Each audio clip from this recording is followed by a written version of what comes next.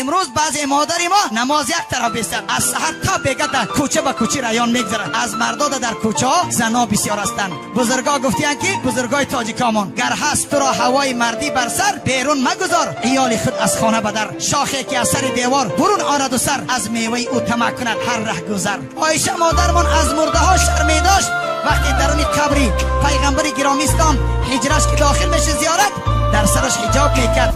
حضرت پیغمبر خدا خواب بود، حضرت عمر خواب بود، حضرت ابوبکر خواب بود، حجاب کرده می درآمد.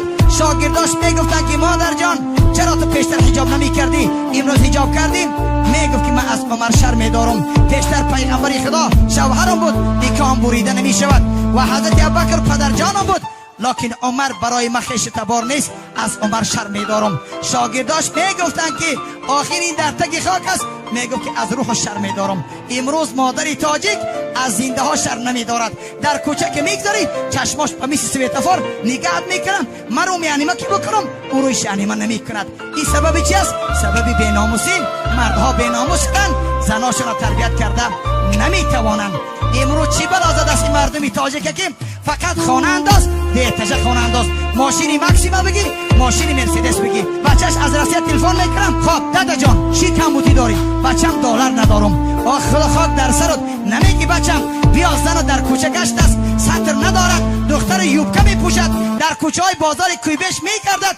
بیا دختر تا صاحب شو، بیا زن تا صاحب شو، از پولتم بیزارم، از دلارتم بیزارم. این گپ ماندگی بچم حاضر نیا. همسایه ماشین گرفت تا پولی ماشین کار نکردی؟ نیا. همسایه دو احتیاج خانه انداخت تا پولی همون راهی نکردی؟ نیا. روزی میشه بیچاره که از دنیا میگذره خانه‌اش این سرش میمونه. فقط در عذاب روز قیامت به این کمبوتیمان، به این کیلونامون بی ستر، به این دخترامون بی ستر در این کوچه گشتنشون ما چی کار میکرده باشیم؟ امروز تا دخترامون گوشبار طلا نباشن، دیوان نباشه، ما قرآن فراموش کردیم، حجاب فراموش کردیم. پدران عزیز دختر تا قرآن بوده، حجاب پوشانشه، بگو دختر جان خدا برکت کرد. جوان عزیز وقتی به ناموسی آمده است، وقتی آمده است که مسلمانی تا آشکار بکن، زنی مسلمان بگی، در زنگیریت خطا نکن، از خانه بای نگی.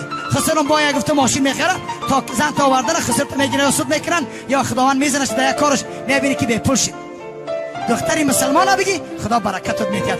و طبق فرموده رسول اکرم زن از 4 جهت نکاح کرده میشد، فعلیک بدینها تربت یدا. پیغمبر خدا میگه دیندار بگی تو را خداوند آبرو میده.